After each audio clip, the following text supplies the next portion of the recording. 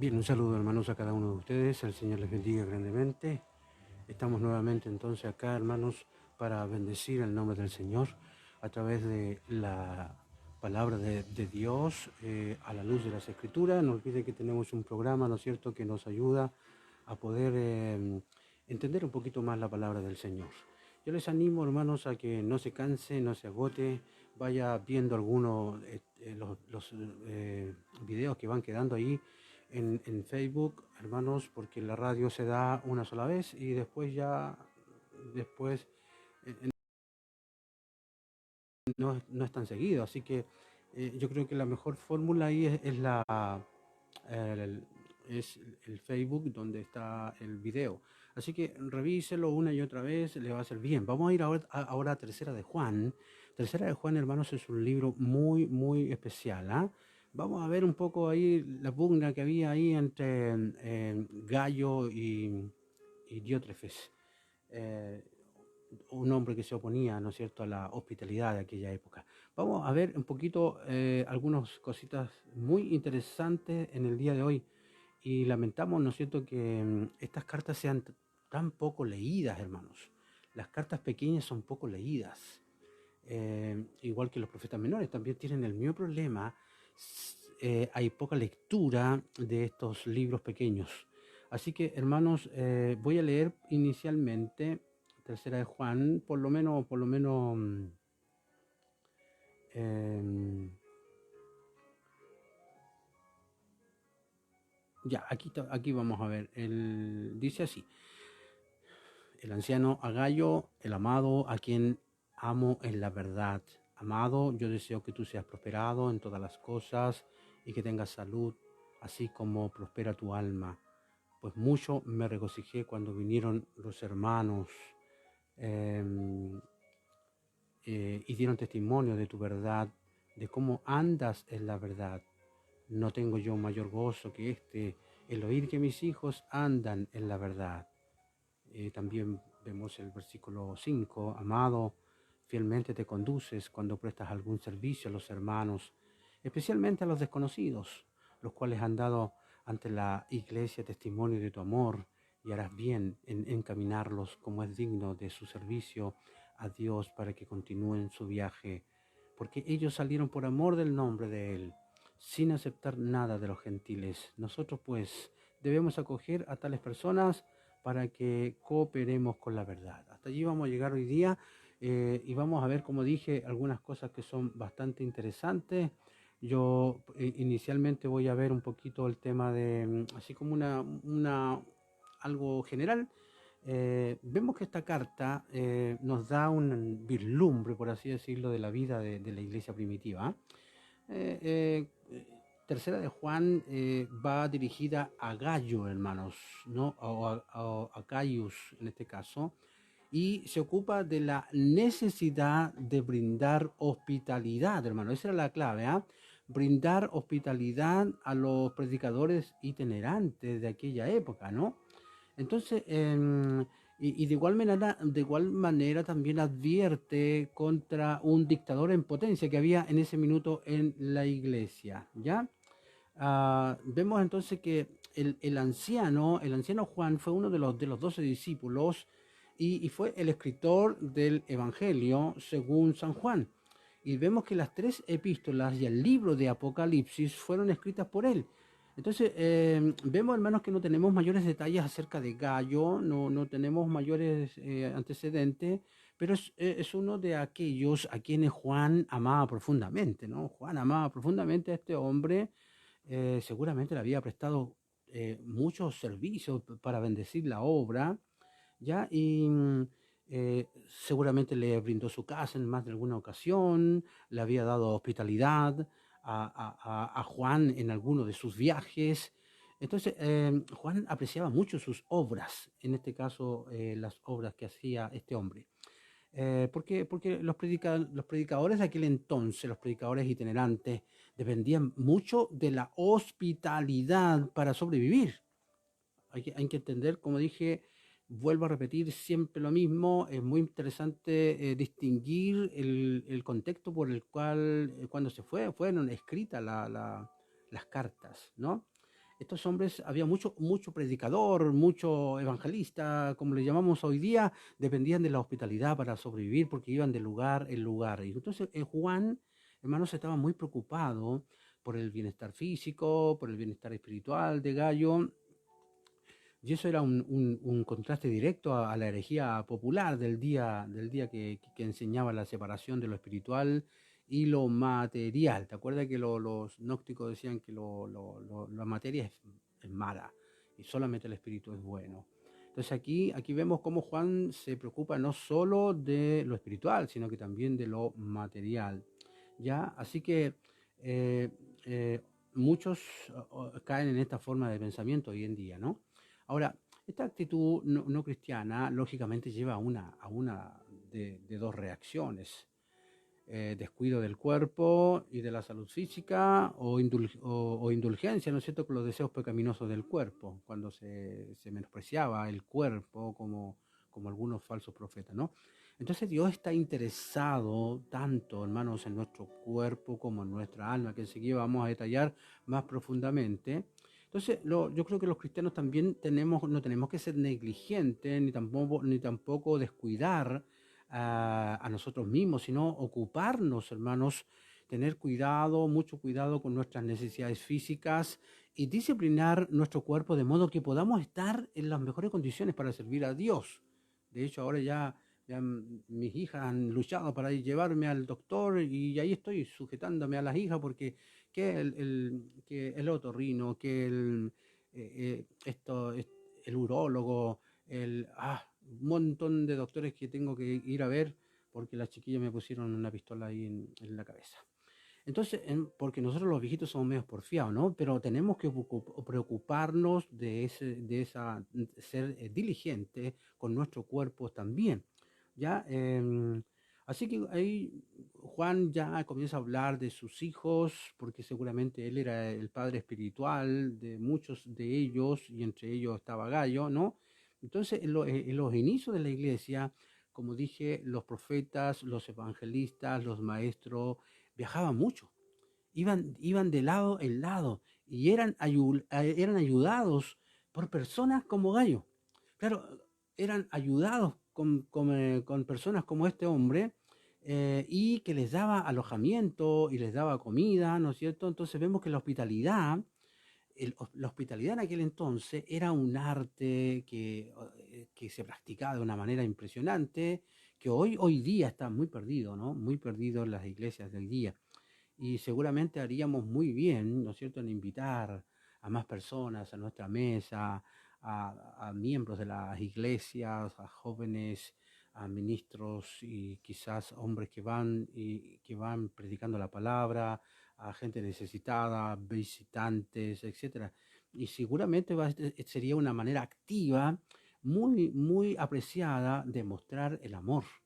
Así que, y es más probable, hermano, y es mucho más importante hoy, de empezar a hacer aquello, ¿no? Así que, ¿por qué? Porque nuestra sociedad está muy individualista, muy egocéntrica. Hay mucha gente solitaria, hermano, que se pregunta si habrá alguien que se interesa, ¿no es cierto?, por saber si están vivos o están muertos. Yo creo que eso nos falta mucho esa parte, ¿ah? Y, bueno, la clave entonces es que si encontramos a alguna persona sola por allí que necesite a compañía, em, sería muy bueno. Entonces aquí vemos cómo los ministros itinerantes dice que no pedían ni aceptaban nada de aquellos que no eran cristianos, ¿no? Porque no querían que nadie pusiera en duda los motivos por los cuales predicaban. De hecho, en el mundo pagano era todo lo contrario, andaban buscando por todas partes y llenaban montones de bolsas, pidiendo dinero por todas partes, lo que ellos no tenían que hacer. Así que los verdaderos mensajeros de Dios no predican con el propósito de enriquecerse, sino por amor a Dios. Entonces, aquí vamos a detallar entonces, hermanos, algunas cosas que son de mucha importancia y lo vamos a ver, hermanos, aquí de los primeros versículos del 1 al 4, vamos a detallar algunas cositas. De hecho, ninguna carta del Nuevo Testamento, fíjate, hermanos, que muestra mejor que esta carta, eh, que las cartas de aquel entonces o las cartas cristianas seguían exactamente el modelo de todas las cartas de aquella época, digamos, de la iglesia primitiva. Por ejemplo, hay un papiro que contiene una carta de Ireneo. Ireneo fue uno de los grandes, ¿no es cierto?, de la iglesia apostólica. Entonces, dice que hay una carta de un capitán de un barco a su hermano Apolinario. Mire cómo escribe, para que usted sepa de cómo se escribía en aquella época. Dice, de Ireneo a su hermano Apolinario. Se le saluda, decía, oro constantemente para que tengas salud y yo disfrute de buena salud. Y quiero que sepas que llegué a la tierra el 6 del mes de Epeif y acabé de descargar el 18 del mismo mes y subí a Roma el 25 del mismo mes. Y allí se nos recibió como Dios quiso. Estamos esperando todos los días que nos dejen partir, porque hasta el día de hoy a ninguno de los que estamos en el servicio del grano se le ha permitido salir. Saludos personales para tu esposa, para Sereno y para todos los que te aman. Adiós, le dice. Entonces, si usted te fija, la forma de la carta de Irineo es exactamente la misma que la de Juan. ¿Ve? Lo primero es el saludo, luego la oración por la buena salud y después el cuerpo principal de la carta, donde viene la información, donde vienen las noticias y por último los saludos finales. Entonces las cartas cristianas primitivas no eran remotas y eclesiásticas, sino la clase de cartas que se escribían en aquellos días. O sea, eran muy comunes en aquellos días. Entonces cuando Juan le escribe, hermanos, cuando Juan le escribe a un amigo llamado Gallo, en el mundo del Nuevo Testamento, Gallo era uno de los nombres más corrientes. ¿Ah? Era muy común el nombre Gallo y en el Nuevo Testamento hay 2 o 3 con ese mismo nombre. Ya está Gallo, el macedonio, que juntamente con Aristarco estuvo con Pablo, ¿no es cierto?, en el motín de Éfeso. Eso está en Hechos capítulo 19, 29. Está el Gallo de Derbe, que fue el delegado de su iglesia para llevar la colecta para los pobres de Jerusalén. Ahí está en Hechos 2:4, 24. También está el Gallo de Corinto, que había sido el anfitrión de Pablo y que era una persona tan hospitalaria que se le podría llamar el hospedador de toda la iglesia, Romanos 16, 23, y que fue una de las pocas personas que Pablo bautizó personalmente. Entonces, y que según la tradición llegó a ser el primer obispo de Tesalónica. Gallo era un nombre de los más corrientes y por tanto no hay necesidad de identificar a este Gallo al que le escribe Juan con ninguno de los otros 3, ¿ya? Bueno, hay diferentes opiniones al respecto, pues, ¿ya? Pero es más o menos lo general. Entonces, según la tradición, hermanos, Juan le consagró obispo de Pérgamo. Fíjate, lo consagra obispo de Pérgamo y aquí se nos presenta como un hombre que tenía siempre, mire, este era Gallo, tenía siempre abiertas las puertas de su casa y de su corazón. ¿Te fijas? Ahí hay que imitar a este hombre, ¿ah? Siempre tenía las puertas abiertas para apoyar a otros. Y aquí un poco me acuerdo de la Betsaida, de mi hija, de la Yuyo, en este caso de la Valentina, que están allá en Brasil, hermanos, y ellas apelan a esto, ¿no es cierto? Que haya siempre gente dispuesta, están en sus casas, pero están con su corazón abierto para ayudar en lo que pueden. Increíble, ¿ah?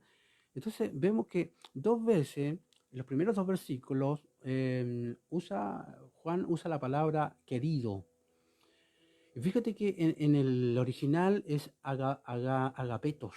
Y en este grupo de carta, Juan usa agapetos no menos de 10 veces, usa esta palabra, ¿no? Y este es un hecho muy notable porque estas cartas son cartas de advertencia y reprensión, ¿ya? Y sin embargo, su acento es del amor, digamos. Aunque son cartas para advertir, para reprender, pero no deja de tener ¿no es cierto?, ese brillo del amor que tenía Juan. Juan era un hombre muy lleno de amor, el apóstol del amor se le ha llamado, ¿no es cierto? Vemos que, y de hecho un gran erudito y predicador aconsejaba, decía él, nunca comiences a retar a la iglesia o a la congregación, a los hermanos, no le eches la bronca, decía otro, a las congregaciones. aunque tengamos que reprender.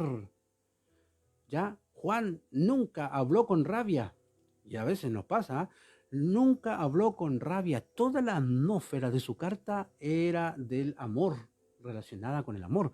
Entonces vemos el versículo 2, porque mire, tercera de Juan es interesantísimo verla y lamento que la gente no la lea, hermanos.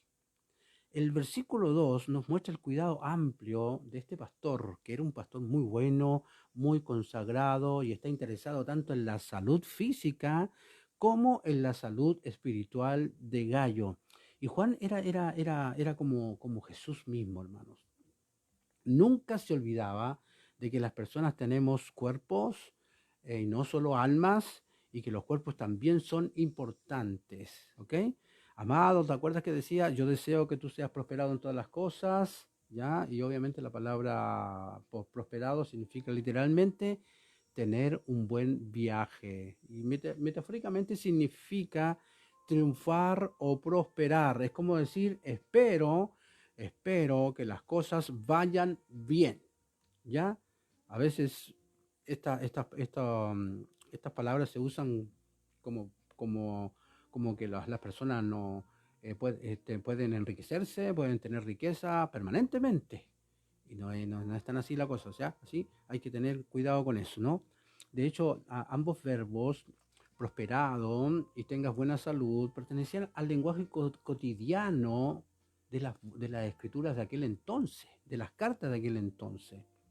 Entonces, esta frase era tan común que a veces se condensaba solo en iniciales. Y todos sabían lo que el escritor quería decir por las iniciales. ¿Ya?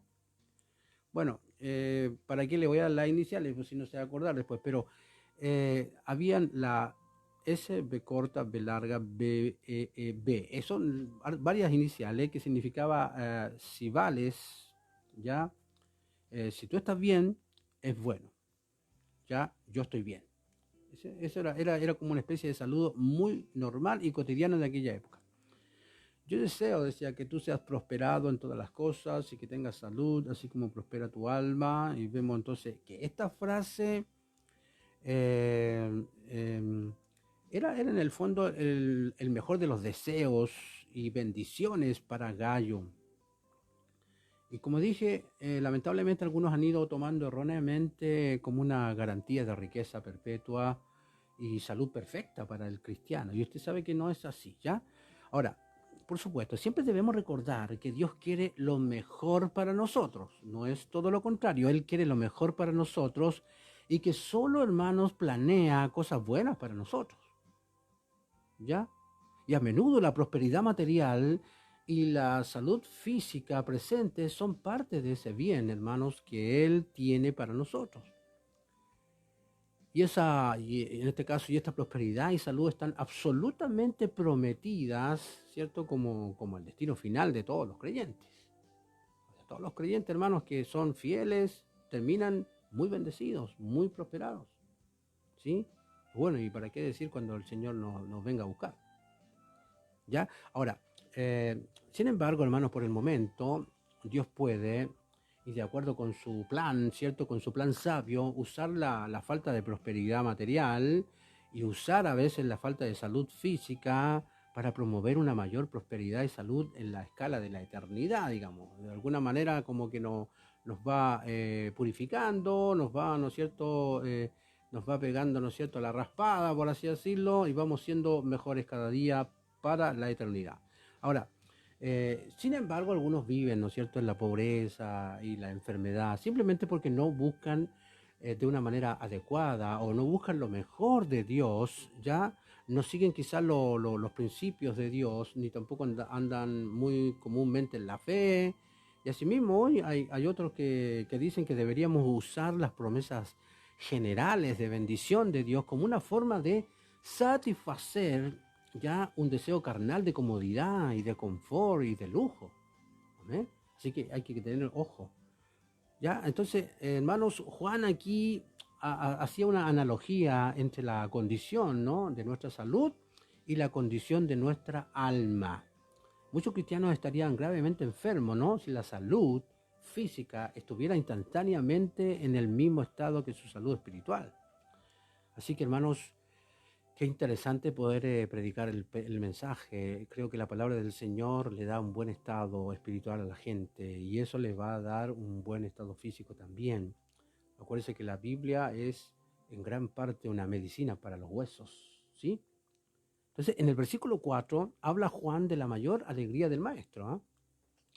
Y es la de ver a sus alumnos caminar en la verdad, ¿ya? La verdad, hermano, no es simplemente algo que asimilamos intelectualmente, no es que lo hayamos aprendido de memoria, ni está en la retina, ¿no? Es el conocimiento, ¿cierto?, que llena la mente de una persona, pero y la caridad que reviste su vida también, ¿no? La verdad es lo que hace que una persona piense y actúe como Dios manda. Así que, hermanos, vemos que si pasamos ya al versículo 8, querido Gallo, dice, no sé por qué se me pausa la cosa ahí, pero bueno, aquí llegamos, ¿no es cierto?, al propósito principal de esta carta. Hay un grupo de misioneros, hermanos. Déjeme leer el versículo primero. Querido Gallo, es una obra de verdadera fe cualquier servicio que prestas a los hermanos forasteros y ellos atestiguan vuestro amor ante la iglesia. Será una amabilidad aún mayor el que los despidas en su viaje de una manera que sea como Dios manda, porque ellos han salido por causa del nombre y no reciben ninguna ayuda de los paganos. Es nuestra obligación el sostener a tales personas para mostrarnos colaboradores de la verdad. Y aquí llegamos al propósito principal de esta carta, ¿no? Como dije, hay un grupo de misioneros que van de camino a la iglesia de la cual es miembro Gallo, y Juan los exhorta a recibirlos y darles su apoyo y despedirlos cristianamente. Entonces la hospitalidad, recuerden hermanos que la hospitalidad era un deber sagrado en el mundo antiguo, ¿no? Entonces los extranjeros estaban bajo la protección de Zeus, ahí cuando hablamos del mundo griego, estaban bajo la protección de Zeus, que en este caso es Zenius, y el dios el dios de los extranjeros se llamaba, ¿ya? Y fíjate que aquí aparece una palabra en el original que es xenos, X-E-N-O-S, xenos. Y esta palabra griega era para los extranjeros, ¿ya? Y que ha dado algunos derivados en español, como la xenofobia, ¿ven? La xenofobia es la que tiene aversión a los extranjeros. Eso es xenofobia, ¿ya? Entonces, en el mundo antiguo, recuerde que las posadas eran notoriamente deficientes. Cualquiera que trabajara así como de mesero de estos que tenían especies de moteles, qué sé yo, tenían una reputación terrible, ya en este caso los mesoneros, porque a los griegos les disgustaba instintivamente cobrar dinero a cambio de la hospitalidad, era como en la cultura de ellos, ¿no? Proteger a alguien que iba de viaje y brindarle todo el apoyo posible. Y como dije, la profesión de mesonero era muy poco apreciada y las posadas estaban muy infectadas, muy sucias, había mucha cosa fea ahí, ¿no? Y incluso los posaderos eran muy célebres por su rapacidad, eran una especie de rapaces, hombres rapaces que hasta el punto, ¿no es cierto?, que los griegos los comparaban con una especie de piratas, que retenían, ¿no es cierto?, a los huéspedes como rehenes hasta cobrar el rescate. Así que en el mundo antiguo había un sistema de amistades, de hospedaje. Era como, había un grupo de personas que se dedicaban a eso, ¿no es cierto? Y los que iban recorriendo el camino los buscaban, ¿ya? Eran un grupo de distintas familias del país que se comprometían, ¿no es cierto?, a dar hospitalidad cuando fuera necesario. Era como una especie de ministerio que tenían ahí, ¿ya? Entonces, esta relación de familia se prolongaba y se prolongó a través de muchas generaciones, y cuando se solicitaba, el solicitante tenía que presentar una especie de señal, ya que lo identificaba ante su anfitrión. Y algunas ciudades, hermanos, tenían un proxenos al que acudían por hospitalidad o protección, ya los que tenían que emprender viajes, ¿ya? O en este caso, si el mundo, ahora, mire el detalle acá. Si el mundo pagano aceptaba la obligación de la hospitalidad, imagínate, el mundo pagano practicaba la hospitalidad, con mayor razón tenían que hacerlo los cristianos, con mayor razón, y tenían que tomarla muy en serio. Entonces, de hecho, Pedro, recuerda que Pedro recordaba, dice, hospedaos los unos a los otros sin murmuraciones. Ya no olvidéis de la hospitalidad, porque por ella algunos sin saberlo hospedaron ángeles. En hebreo dice eso. En las epístolas pastorales se dice que hay que respetar a una viuda que haya practicado la hospitalidad. O sea, alguien que practicaba este ministerio era respetado. Entonces, y vemos, hermanos, increíble que habían hombres que eran muy respetados por esa práctica. Ahora, en la iglesia primitiva, un hogar cristiano tenía siempre que tener la puerta abierta y estaba dispuesto para recibir a un forastero. Y de hecho había como pocas obras más nobles que la de dar hospitalidad a un forastero, ¿no es cierto?, en un hogar cristiano. Entonces el círculo familiar cristiano debería ser siempre, hermano, lo suficientemente amplio como para hacerle un sitio a alguien que tiene necesidad de albergue, ¿no? Independientemente de su origen, de su color o de su piel, cosa que no se practica en nuestra cultura. Usted sabe que no se practica por el tema de la, ¿cómo se llama? De esto de la delincuencia, de los robos. Hay una, diría yo que hay algo que es exagerado, diría yo, en esto de tener la desconfianza, hermanos, ¿no? Así que, bueno, fielmente te conduce, dice, cuando prestas algún servicio a los hermanos, especialmente a los desconocidos. Entonces Juan eligió a Gallo por su hospitalidad. Y esto puede parecernos algo muy común, muy trivial, pero no lo era para Dios. Este es un resultado práctico, fíjate, del mandamiento esencial de amarnos unos a otros. O sea, la hospitalidad en aquella época era como amor en acción. Y este era un gran cumplido, para Gallo, ¿no? Te conduce, dice, fielmente, ¿ya? Y cualquier cosa que Dios nos dé para hacer, debemos hacerlo fielmente. Y Jesús dijo que cuando veamos cara a cara, ¿no es cierto? Seguramente vamos a oír estas palabras que algunos de ustedes las conocen. Buen siervo fiel, en lo poco has sido fiel, en lo mucho te pondré. Entra en el gozo de tu Señor, ¿ya? O sea, el buen servicio, hermanos, indica que hemos sido fieles de alguna manera. Entonces, encaminarlo, ¿no es cierto?, como es digno de su servicio a Dios, en aquel tiempo entonces era muy importante que los viajeros y los cristianos en general y los ministros itinerantes dependieran, hermanos, en gran medida de la hospitalidad de sus hermanos. Entonces Juan sabía que cuando los cristianos ayudaban o ayudan a los que luchan por la verdad, ¿qué pasa? Se convierten en colaboradores de la verdad. ¿Te fijas? Por eso es que cuando las misiones hablan, ¿no es cierto?, que si no podemos ir a las misiones, estamos, no, porque por diferentes razones se dedican a un trabajo secular o no pueden salir, pero sí apoyan, abriendo sus casas, entregando economía en lo secular, apoyando. En el fondo los misioneros son nuestros representantes y ahí estamos apoyándolos. Y si ellos necesitan de nosotros, ahí estamos nosotros para ayudarles.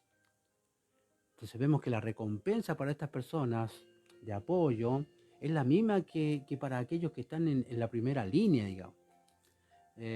Ahí en Primera de Samuel, capítulo 30, del 21 al 25, ahí hay un principio donde el botín se distribuye equitativamente entre lo que lucharon y los que apoyaron, ¿no es cierto? Así que el rey David, hermano, entendió, el rey David entendió que las líneas de suministro eran tan vitales como los soldados. O sea, Dios va a recompensar de una manera muy similar, ¿no es cierto?, tanto a los soldados como a los que apoyan de una manera adecuada y generosa, digamos, en este caso como los administrativos o como los que están ahí en la acción haciendo la pega. la pega, el otro tipo de trabajo, no digo entonces, esto es muy fundamental, hermanos. Jesús prometió incluso la ayuda ofrecida en un vaso de agua, hermano, fría, ¿no es cierto?, a uno de sus hijos, que no sería olvidada cuando Dios traiga su recompensa. Así que cualquier cosa que hagamos desde nuestra casa, ya sea orar, dar una ofrenda, abrir la puerta de nuestra casa, traer a alguien para que coma porque está muy solo, lo que sea sirve, hermano, lo que sea sirve. Así que, hermano, esto también explica por qué Juan oraba por la prosperidad de Gallo. Él usaba sus recursos. Gallo era un hombre que usaba sus recursos de una manera piadosa, ¿ah?, siendo una bendición para los demás y todo el mundo lo conocía.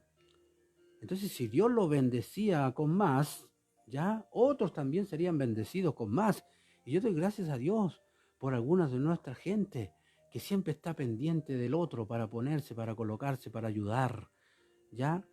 Incluso cuando esta frase que dice que no tenían que aceptar nada que no aceptaban nada de los gentiles, en el mundo antiguo, hermanos, de la iglesia primitiva, estaba llena de misioneros y predicadores de varias religiones.